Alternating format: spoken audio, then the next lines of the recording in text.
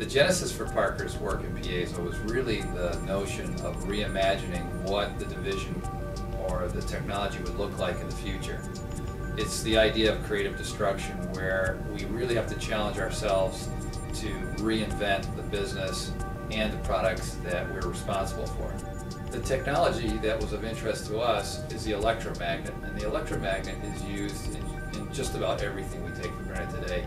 Valves, motors, pumps, and the technology is about 200 years old. So what is it that was going to replace the electromagnet? The thing about the electromagnet that's significant is that it's relatively inefficient. So what would happen if we could improve the efficiency of the valve or the pump by replacing the electromagnet with something else? One of the things that we struggle with when we see a paradigm shift like this is to imagine what the new thing, the new valve or pump in this case, would look like and what would be the form factor. And we limit ourselves by thinking of valves in terms of what they look like today. So what we really need to challenge ourselves with is, because this actuator is so different, what will the new valve look like?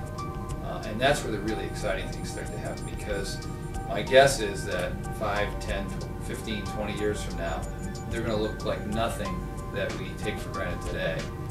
But that's where the real magic comes, is where we not only imagine the actuator, but imagine the product in a different way.